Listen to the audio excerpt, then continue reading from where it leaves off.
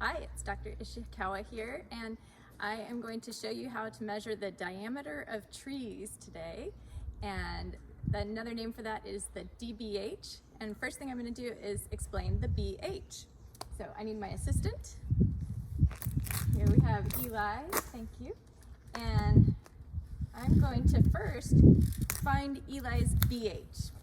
So the BH stands for breast height, but you don't really go by anatomy on the person, but rather by the height. So it should be around 1.3, 1.37. I think the Forest Service is 1.37, so we're going to do 1.37 centimeters. So I'm measuring 1.37 is right about here. Oh, look how convenient. It's right about the champion, right below, right, like underlining the champion. How convenient. Would be Eli's BH. And so we can do it on me too. So we figure out where my BH is. So 1.37. Here, you can drop Daddy.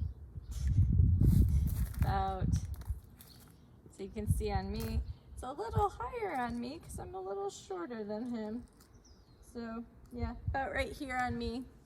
So once you know where it is on yourself, so you measured on yourself first, and once you know where it is on yourself, then you just kind of use that general ballpark as where you're going to measure it around the tree. And it shouldn't matter exactly that you get it, because the reason that they do it at that height is because usually trees will kind of even out at about that point. So if you're little an inch or two off above or below, it should be at that point in the tree, it should be relatively uniform, so it doesn't matter that much if you get off a little bit.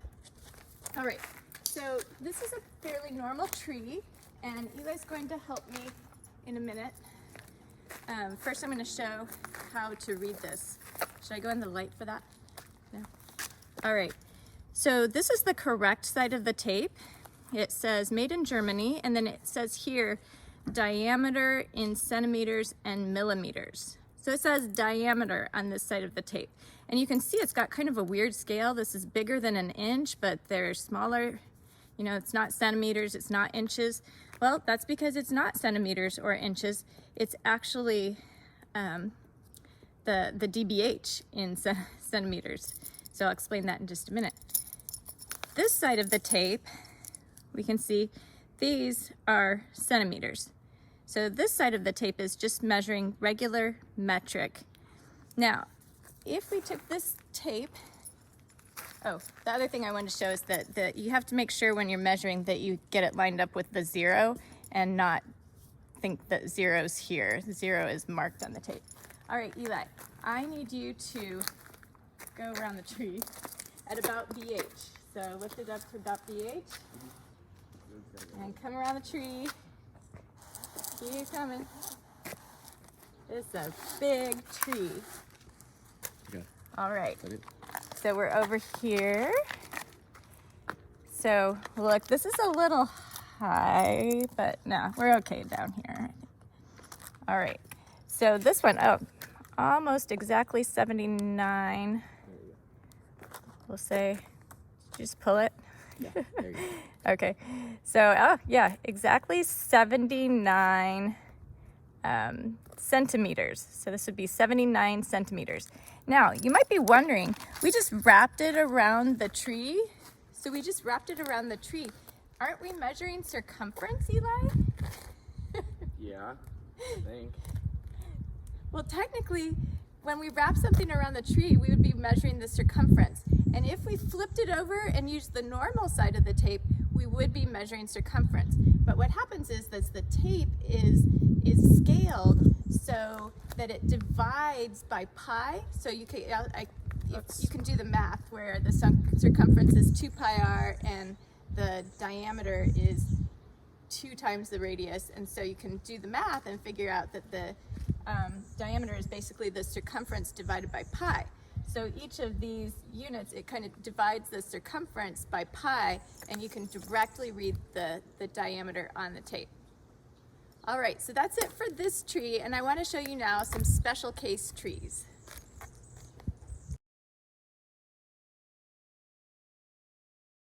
here's our first example of an odd case tree. So this one, I measured up from the bottom and also did my BH, and it's right about here. And so if you look at that, this is kind of a weird part of the tree to be measuring because it's unusually wide and it's right before it splits. So if you have a case where you, the BH is kind of around the split, what you do is you take your fingers and you kind of bring them down and make a V, and where your fingers, you imagine where the fingers would intersect at the V, and that's the place where you measure your DBH. And what that kind of does, that's probably the place where it originally split. And so that gets you a more representative reading. So let's see, I did split V, right here. And see, I get about 20.1, 20.1. And if I would have measured up here where the BH, at the actual BH height, I would have gotten 23.6. So that would have been too much. So it's better to go where the V intersects, and that'll give you a representative measurement.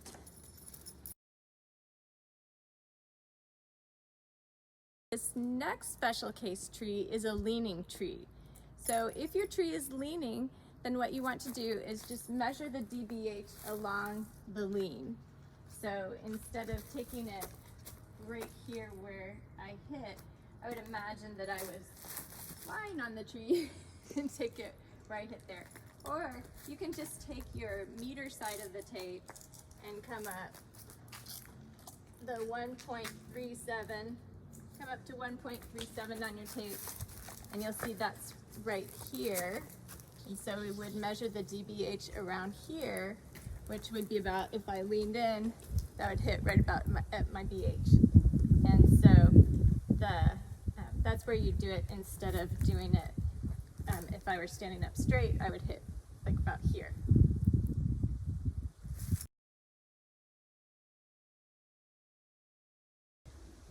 This is another special case tree.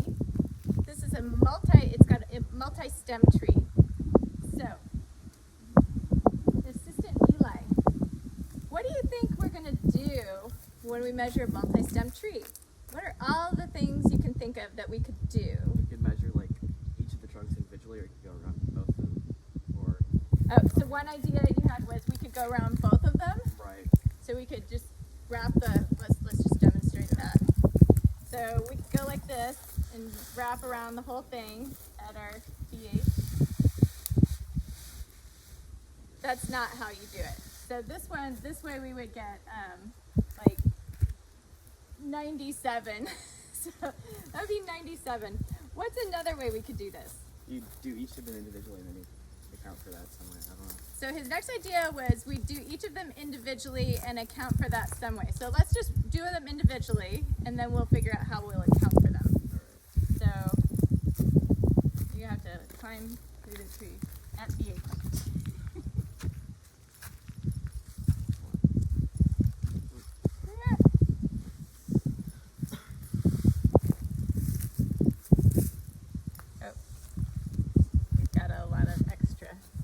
We got to put it at the 0.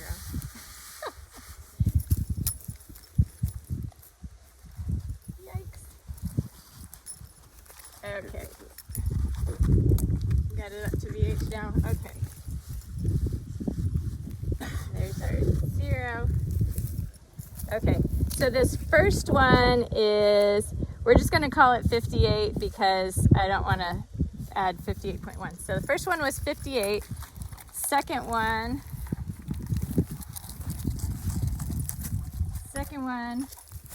is kind of leaning a little bit.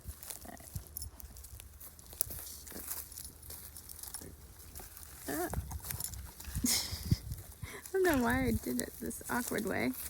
The second one, let's call that 23. Oh, no, 22. So we'll call it, so we had 58 and 22. So Eli, what do you think we should do with those two numbers? Loudly, please. Find the average, or do you add them together? I don't know. So we could No, not the find average. the average. We could find the average. We Why could would add you- them together. Or, and it turns out that those are both reasonable. Neither of them is correct. What we would do we just, and let me tell you, I have had them added together many times by students. And so what we want to do is we actually want to just write down each one separately. Oh. So we would not write down 58 plus 22, which would be 70 or 80. We would not write down 80. We would write down 58 and 72. I'm sorry, 58 and 22. So write down the individual DBH for each stem. And the reason for that is that you'll use it in equations a lot of times. And so if you're trying to take the square of the DBH or the log of the DBH, it turns out that the sum of the squares is not the same as the square of the sums. And also the log of the sum is not the same as the sum of the two logs of them. So you have to do the sum of the two logs or the sum of the two squares. So square it first and then add it together. So treating it as individual trees. All right, on to our next special case.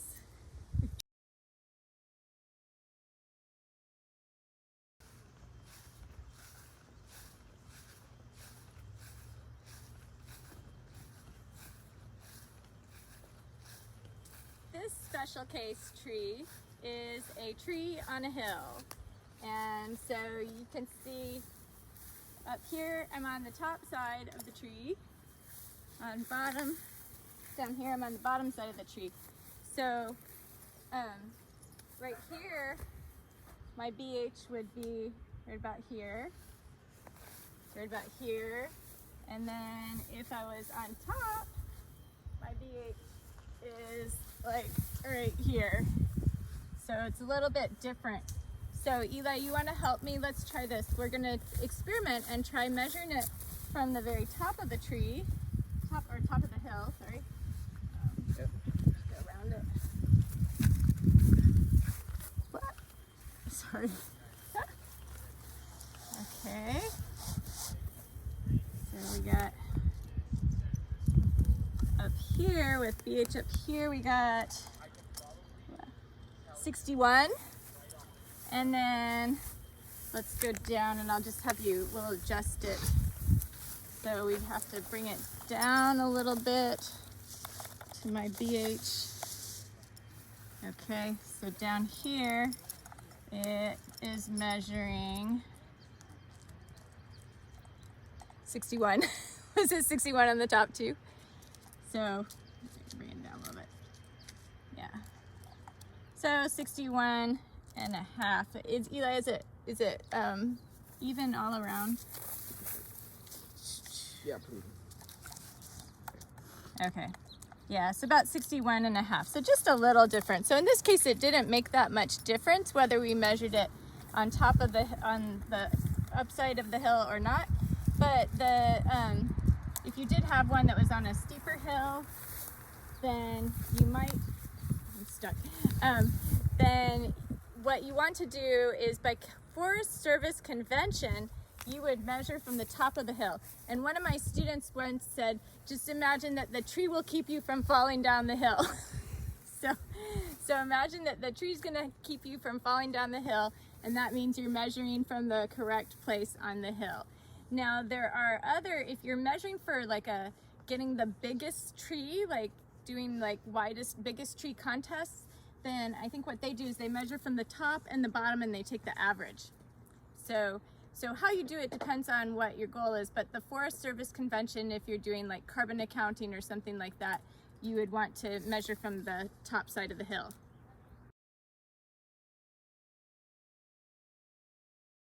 So here's another tree with an odd case. So this one has a bit of a protrusion. It's got a place where sometimes there's old limbs fall off or they've been cut off, and so you get like kind of a widening of the diameter. And when you have a case like this, you want to get what's most representative of the tree.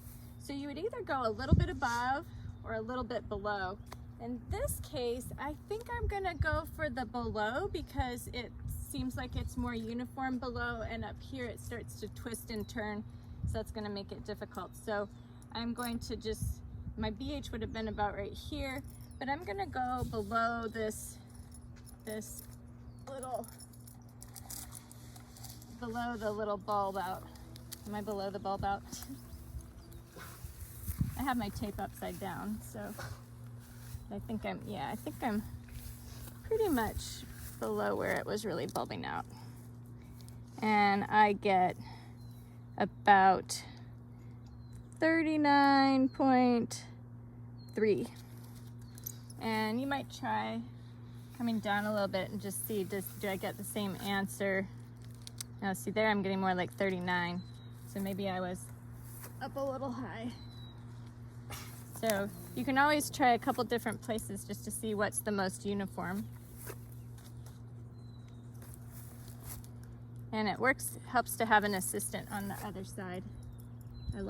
Actually have to have an assistant if you have a really rough bark like this, because you can just stick your hook for the DBH, which actually I should have mentioned too, that this is kind of dangerous. You want to make sure you don't puncture yourself with the DBH hook.